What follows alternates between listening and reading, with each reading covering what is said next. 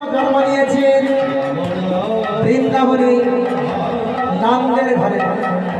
মহাপ্রভু অবতীর্ণ হয়েছে ভারতবর্ষের মায়ের ঘরে, সতী মায়ের ঘরে নবদ্বীপে।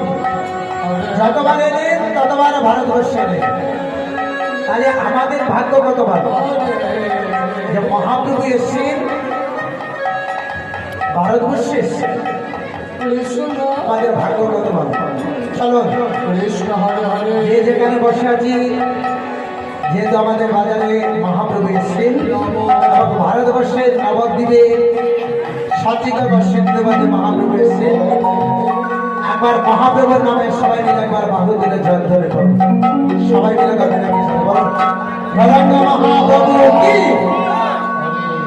আজকে মায়েরা ধরে বলবেন গৌরাঙ্গ মহাপ্রভু কি, গৌরাঙ্গ মহাপ্রভু কি, নিত্যানন্দ প্রভু কি, পঞ্চানন্দ কি।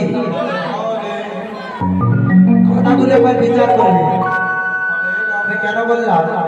আমাদের ধর্ম কি আমরাই রক্ষা করতে হবে। আজকে লন্ডনের কোন মানুষ ভারতবর্ষে এসে বলতে পারবে না বাহু তুলে যে আমি ভগবান কৃষ্ণের দেশের মানুষ, আমি মহাপ্রভু দেশের মানুষ। জীবনে বলতে পারবে না। আমেরিকার কোন মানুষ যদি আসে ভারতে, তাহলে বলতে পারবে না আমি মহাপ্রভু দেশের মানুষ। কিন্তু আমরা ভারতবর্ষের মানুষ, আমরা যদি লন্ডনে যাই, আমরা যদি আমেরিকায় যাই, তাহলে আমরা বাহু তুলে বলতে পারবো আমরা ভগবান কৃষ্ণের দেশের মানুষ, আমরা মহাপ্রভু দেশের মানুষ। আমরা বাহু তুলে হরি বলে বলতে পারি, বলে ধরে দিতে পারি প্রেমানন্দে হরি হরি হরি বল, জয় জয় রাধে শ্যাম।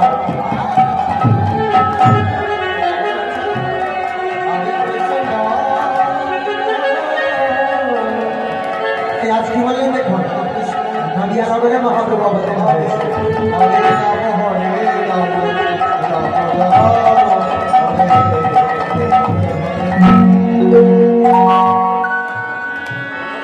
নদিয়া নগরিয়া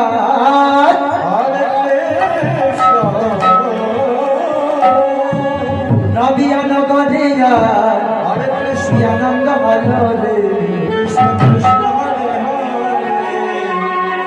গৌরে রে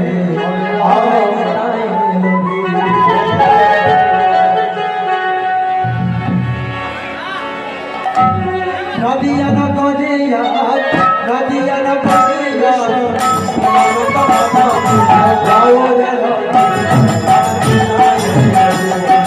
গৌরে